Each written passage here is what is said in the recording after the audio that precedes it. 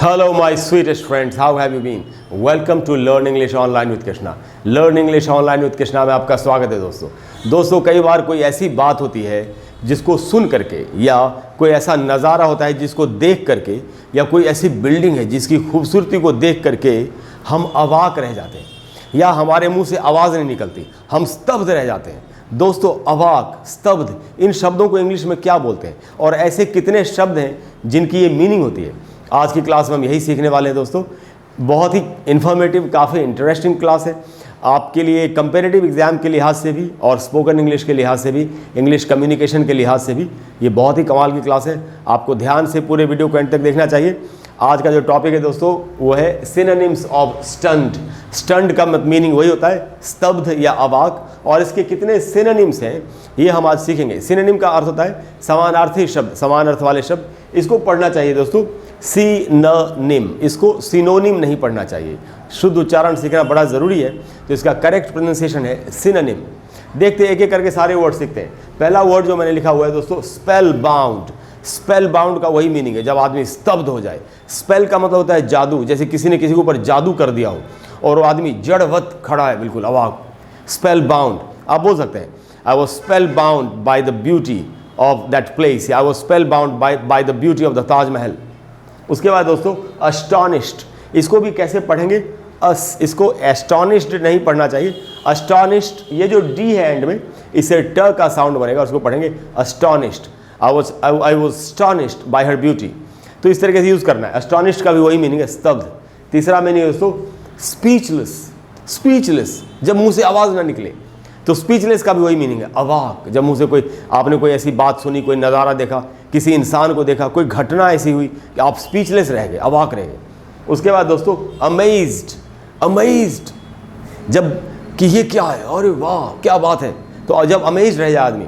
अच्छा, इसको ये जो वर्ड्स हैं इनमें से ज़्यादातर वर्ड्स पॉजिटिव चीज़ों के लिए यूज़ होते हैं। कुछ वर्ड्स न्यूट्रल भी हो सकते हैं, जैसे शॉक्ड ज़्यादातर नेगेटिव बातों के लिए इस्तेमाल होता है। कुछ वर्ड्स न्यूट्रल भी। अमेज जो है उसको कभी कभी मैंने नेगेटिवली भी यूज़ होते हुए देखा, यानी ख़राब बात पर अगर कोई हैरान रह गया हो, बट ज़्यादातर ये पॉजिटिव बातों के लिए इस्तेमाल होता है। तो अमेज्ड का भी वही मीनिंग है, अवाक। उसके बाद दोस्तों ओवरवेल्म्ड। ओवरवेल्म कब होता है? जब कोई चीज़ हमारे ऊपर आच्छादित हो जाए, हावी हो जाए, हमको पूरी तरह से जकड़ ले, कोई भावना, कोई बात। जैसे आप बोल सकते हैं he was overwhelmed with grief, वो दुख ने उसको आच्छादित कर लिया, यानी बिल्कुल अवाक रह गया कि ये क्या हो रहा है। ओवरवेल्म, जैसे फॉरेनर्स जब इंडिया आते हैं तो हमारे यहाँ इतनी भीड़ देख करके और तरह तरह की जो स्मेल्स होती हैं उसे वो ओवरवेल्म हो जाते हैं, ये क्या है ऐसे। तो ओवरवेल्म का भी वही मीनिंग है, अवाक रह जाना।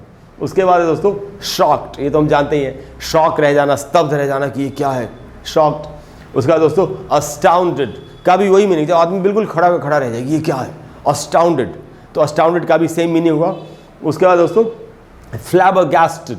फ्लैबरगैस्टेड इनफॉर्मल इंग्लिश में, अनौपचारिक इंग्लिश में, बोलचाल की इंग्लिश में इस्तेमाल कर सकते हैं आप। बहुत ही क्लासिक वर्ड है, बहुत लंबे टाइम से यूज़ होता हुआ आ रहा है और इसको थोड़ा सा इनफॉर्मली यूज़ करना सही रहेगा, फ्लैबरगैस्टेड। उसके बाद दोस्तों फ्रोजन, जो जम जाए आदमी, जब ये क्या, जड़वत जिसको बोलते हैं, वो जड़वत खड़ा रह गया, बोलते हैं ना, ही वॉज फ्रोजन। तो फ्रोजन का वही मीनिंग है, जब फ्रीज हो जाए आदमी, जम जाए, तो फ्रोजन यानी अवाक। जमा हुआ तो मीनिंग है ही, और दूसरी मीनिंग है जो जब आदमी बिल्कुल अवाक हो जाए। उसके बाद दोस्तों ओवरकम, बोलते हैं ना he was overcome with grief या he was overcome with emotions, कि वो भावनाओं से आच्छादित हो गया, भावनाओं ने उसको जकड़ लिया, बिल्कुल जड़वत रह गया। ओवरकम जब कोई चीज़ हमारे ऊपर हावी हो जाए, भावनाएं उसके ऊपर हावी हो गई, ये सही है। ओवरकम यानी जब कोई चीज़ हमारे ऊपर हावी हो जाए, यानी हम अवाक रह जाए, तो ये भी इसका स्टंट का एक सिनोनिम है। उसके बाद दोस्तों स्टम्प्ड। स्टम्प्ड जब आप किसी चीज़ से बहुत ज़्यादा प्रभावित हो जाए, I was stumped bye her beauty. Cricket में होता है ना, स्टम्प हो जाता है आदमी, वो जो विकेट जो गिर जाता है नीचे, तो आदमी स्टम्प हो गया, आउट हो गया, चला गया पवेलियन वापस। तो जब हम स्टम्प्ड हो गए, आउट हो गए, बिल्कुल वाह क्या ब्यूटी है। तो दोस्तों ये भी स्टंट का ही सिनोनिम है। उसके बाद है जो दूसरा फ्रेज है ये ब्लोन अवे। ब्लोन अवे का भी वही मीनिंग है, जब हम हैरान रह जाए कि अरे यार क्या बात है, बिल्कुल स्टम्प्ड की तरह मीनिंग इसका, स्टम्प्ड की तरह ही मीनिंग है blown away. I was blown away by her beauty, मैं उसकी सुंदरता से ब्लोन अवे, ब्लो माने उड़ना, तो आदमी उड़ गया, यानी कि अवाक रह गया बिल्कुल। उसके बाद दोस्तों बाउल्ड ओवर, सेम मीनिंग है, जो ब्लोन अवे का मीनिंग है वही बाउल्ड ओवर का भी मीनिंग है। I was bowled over by her beauty, कि किसी की सुंदरता देख के आदमी बोल्ड ओवर गया, वाह क्या, oh my God she is so graceful, she is so beautiful, you know, she is stunning, she is amazing बोलते हैं, तो बोल्ड ओवर। उसके बाद टेकन अबैक, जब आदमी का मुंह खुला का खुला रह जाए। I was taken aback at his behaviour, उसका व्यवहार देख करके मैं बिल्कुल स्तब्ध रह गया कि क्या हो रहा है। तो टेकन अबैक। उसके बाद दोस्तों ऑ स्ट्रक, जब आप किसी आदमी को किसी चीज़ को बहुत ज़्यादा पसंद करते हैं, कोई चीज़ आपको पसंद आई, ओह ही वॉज ऑ स्ट्रक, वाह क्या आदमी है यार, क्या खूबसूरती है, ऑ स्ट्रक। तो स्टंट का ये भी एक सिनोनिम है। उसके बाद दोस्तों थंडर स्ट्रक, देखिए ऑ स्ट्रक, थंडर स्ट्रक एंड डम स्ट्रक, तीनों एक तरीके से यूज़ करेंगे, सबका मीनिंग है स्तब्ध। थंडर स्ट्रक जैसे किसी के ऊपर वज्र गिर गया हो, ये क्या है, तो बिल्कुल स्तब्ध अगर पे रह गया। डम स्ट्रक, डम जब मुंह से आवाज़ ना निकले, वाह। तो ये सारे के सारे स्टंट के सिनोनिम्स हैं। उसके बाद दोस्तों स्टूपेफाइड। स्टूपेफाइड क्या होता है, जब किसी ने कोई ऐसी बात हमसे पूछ ली कि हमारे पास उसका आंसर ही नहीं है, अरे यार क्या होगा, जब अवाक रह जाए आदमी, तो ये भी स्टूपेफाइड, स्टूपेफाइड पढ़ना चाहिए इसको। तो स्टूपेफाइड का भी वही मीनिंग है, बिल्कुल अवाक या स्तब्ध।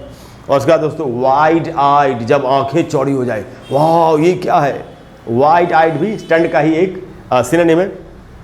गॉब स्मैक्ड, गॉब स्मैक्ड जब आदमी का मुंह बंद हो जाए, अवाक रह जाए बिल्कुल।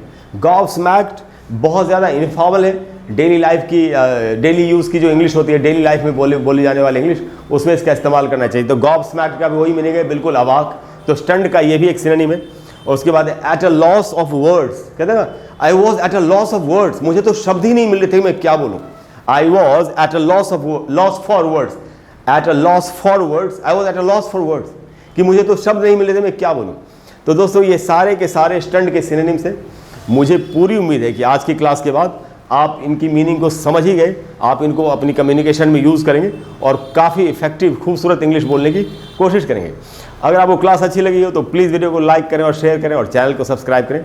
अगली बार जब हम मिलेंगे, अगली क्लास में मैं आपको फिर से बहुत ही कमाल के यूज़फुल वर्ड्स बताने की कोशिश करूँगा, या कोई भी ग्रामर का टॉपिक हम साथ में मिलकर सीखेंगे, या प्रोनाउंसिएशन का टॉपिक, कोई भी ऐसी चीज़ जिससे कि आपको इंग्लिश बोलने में थोड़ी सी और भी आसानी हो।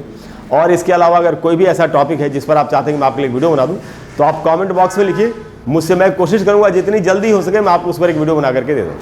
Thank you very much for all your love and support. I will see you in the next class.